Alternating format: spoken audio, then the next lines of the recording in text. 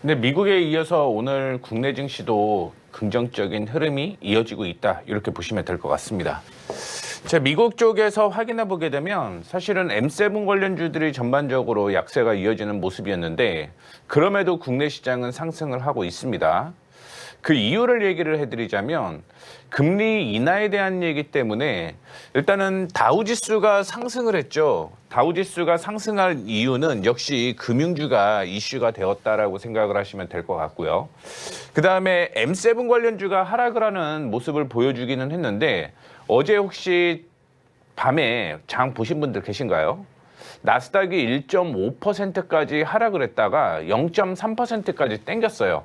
그래서 실질적으로는 양봉이 형성이 되었다라는 거죠. 물론 오라클 실적이 안 좋기 때문에 하락으로 출발을 하기는 했습니다만 5%를 땡기면서 10%대로 마감을 하는 모습을 보여주었고 그 외에도 하나하나 확인을 한번 해보도록 하겠습니다. 이 오라클과 브로드컴의 실적이 지금 나왔는데 오라클은 좋지는 않았어요. 그 이유는 이 돈이 결국은 매출로 이어져야 되는데 그 매출이 언제부터 발생을 할 것인가에 대한 의구심이 들었다라고 생각을 하시면 될 것 같습니다. 그런데 확인을 해보게 되면 2027년이 될 가능성이 높아요. 그런데 브로드컴은 오늘 실적 발표를 하고 긍정적인 실적이 나왔습니다. 그래서 장 마감 후에 4%가 올라가다가 6%가 급락이 나오는 모습을 보여주었는데 그 이유는 이제 잣대가 중요했다라는 거죠. 향후의 성장성이라든가 수주받은 건 상당히 높습니다. 하지만 향후 오라클처럼 실적이 과연 나올까? 이 의구심이 형성이 되게 되면서 조정을 받았다라는 얘기가 좀 있는데 우리는 좀 확인을 해봐야 될 것 같아요. 뭘 확인을 해봐야 되냐면 오라클의 경우는요, 오픈 AI와 연동이 되어 있는 회사다라고 생각을 하시면 될 것 같습니다. 그 다음에 브로드컴은 구글이라고 생각을 하시면 될 것 같죠. 그래서 앞으로는 또 이것도 세분화해야 돼요. 미국의 반도체도 오픈 AI 진영에 포함이 되어 있는 종목인지 혹은 구글에 포함이 되어 있는 종목인지 확인을 해보셔야 될 것 같고요. 그나마 오라클이 어제 반등이 나왔던 건 오픈 AI에 대한 이슈가 크게 두 개가 있었습니다. 첫 번째는 월트 디즈니 이슈가 있었죠. 그 다음에 두 번째는 지금 5.2의 새로운 소프트웨어를 얘기를 한 달 만에 또 내놓게 되면서 이 이슈로 반등이 나왔다라고 생각을 하시면 될 것 같은데 국내 증시가 오늘 반도체 투턱이 상승을 하고 있는데 그거는 잠시 후에 말씀을 해드리도록 하겠고 어떻게든 구분을 좀 해보자라는 말씀을 드리도록 하겠습니다. 그러면 구글 진영에 포함이 되어 있는 종목들은 역시 상승 여력이 있다라고 생각을 하시면 될 것 같고요. 그 다음에 어제 미국 쪽에서는요, 비만 치료제에 대한 이슈가 상당히 많이 나왔다라고 생각을 하시면 될 것 같습니다. 일라이릴리가 지금 어떤 얘기가 나오고 있냐면 살이 너무 많이 빠져서 이 제품을 끊는다라는 얘기가 나오고 있습니다. 또한 관절염도 역시 완화가 된다라는 얘기가 나왔었고요. 코버스 파마슈티컬도 역시 임상에 들어가 있는 게 상당히 긍정적인 실적이 나왔다라는 얘기 때문에 미국 쪽에서는 비만 치료제에 대한 모멘텀이 있었다라고 보시면 될 것 같고요. 아마 이 부분은 다음 주에 국내에서 이슈가 될 가능성이 높다라고 생각을 하시면 될 것 같아요. 자, 그 다음에 금 및 광산주가 상승을 하는 모습이었는데 역시 금리 인하에 대한 얘기가 있음에도 불구하고 광산주가 상승을 했다라고 생각을 하시면 될 것 같고 금 관련주가 상승을 했죠. 미국 정부 쪽에서는 이 원자재 투자를 지속적으로 늘리고 있다라고 얘기를 하고 있고요. 그 다음에 금보다는 여전히 은의 상승, 그 다음에 구리의 상승이 지속적으로 이어지고 있다라고 생각을 하시면 될 것 같습니다. 그 다음에 어제 원전과 신재생에너지도 역시 미국 쪽에서는 상승을 하는 모습을 보여주고 있는데 AI가 지금 거품론이 있음에도 불구하고 원전과 신재생에너지는 이슈가 지속이 될 가능성이 높다라고 생각을 하시면 될 것 같고요.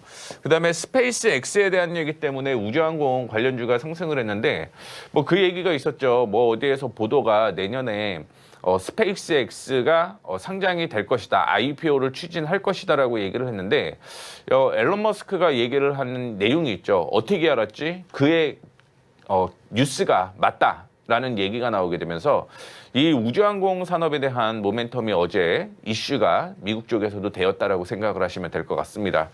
그 다음에 크게 사실은 두 가지 정도를 확인을 해보셔야 되는데 미국 상원에서는요 오바마 케어 여야 법안이 부결이 되었습니다. 아마 바이오주에 대한 변동폭이 있을 가능성이 있고 이게 개개인으로 보게 되면 한 $100 정도의 연간 그 의료비가 증가한다라는 얘기가 있었다라는 거 참고해 주시면 좋을 것 같고요. 그 다음에 하나만 더 볼게요. 멕시코에서는요. 지금 관세를 한국을 포함을 해서 이 50%를 매기겠다라고 얘기를 했어요. 원래는 중국을 겨냥한 법안이다라고 많이 보고 있는데 이 한국도 이 부분으로 포함이 되어 있죠. 한국의 경우 멕시코에 자동차라든가 가전 이쪽이 많이 들어가 있습니다. 왜냐하면 미국에 수출하기 위한 전초 기지로서 멕시코를 이용을 하는 경우가 상당히 많았죠. 그런데 만약에 멕시코에서 진짜 뭐 자기와 함께 협정이 맺어 있지 않은 나라에 대해서 50% 관세를 매기겠다라고 얘기가 나오게 되면 아마 국내 기업 쪽에서 가전과 자동차 부품, 그다음에 완성차 업체도 조금은 변동폭이 있을 거라는 거 참고해 주시면서 미국 시장 체크를 좀 해보도록 하겠고요.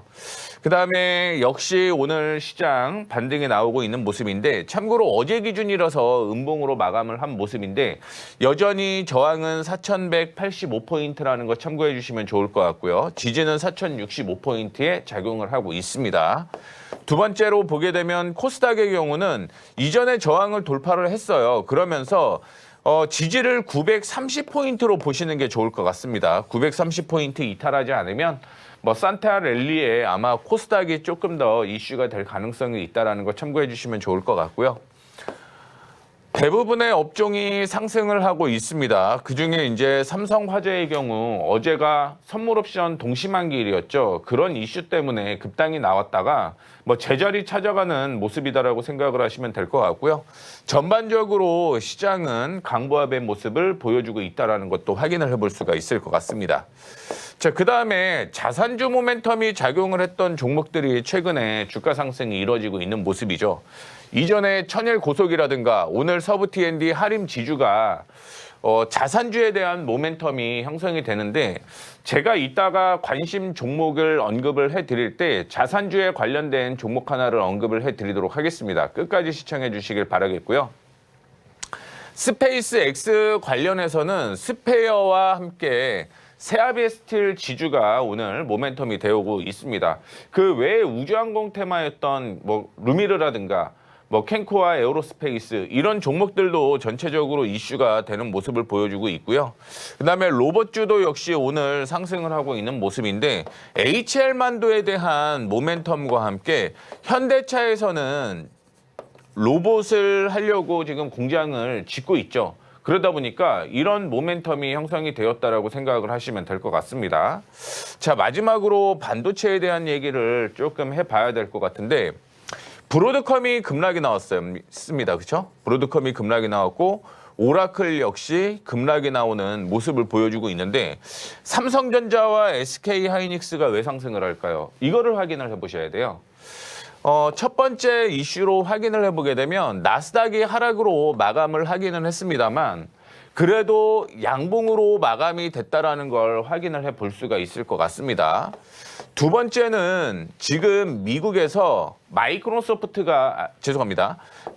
테크놀로지가 미국 시간으로 17일 실적을 발표를 해요.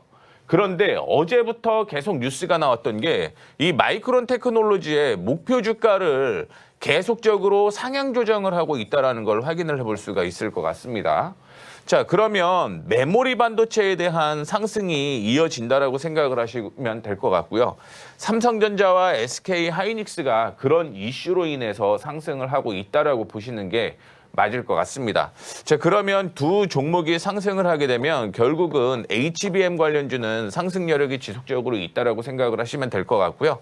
만약에 삼성전자의 폭이 더 크게 올라간다라고 하면 당연히 시스템 반도체 관련된 종목들 위주로 상승할 가능성이 있다라고 보시면 될 것 같고요.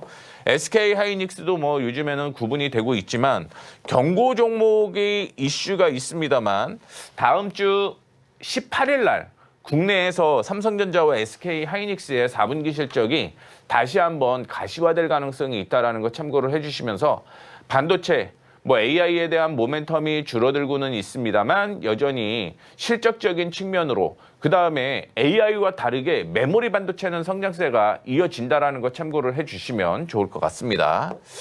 자, 이렇게 해서 말씀드리도록 하겠고 혹시 제가 언급을 해드렸던 종목들 혹은 시황에 대해서 조금 더 궁금하시다. 그다음에 자세한 공부를 원하신다 하시는 분들은 아래 보시게 되면은요. 공부방 들어오시는 방법이 있습니다. 공부방 들어오시고요. 지금 제가 여러분들께 언급을 해드리고 있는 건 떠오르는 태양. 그렇죠? 이제 바닥에서 상승하기 시작하는 그런 종목들이 어떤 건지 찾아볼 수 있는 이런 주식 투자법을 제공을 드리고 있습니다. 그래서 하나하나 실질적으로 국내에 맞게끔 수치화가 되어 있습니다. 뭐 미국 거를 그대로 그냥 국내에 들어와서 그런 게 아니라 500개의 종목을 분석을 해봤어요. 그러면서 어떨 때 주가가 상승을 했던 경험이 많은지 이걸 확률적으로 제가 다 체크를 해서 여러분들께 기법 그다음에 검색시까지 올려놨으니까 공부하실 분들은요. 공부방 들어오셔서 참여하시고 무료로 받아가시면 좋을 것 같습니다.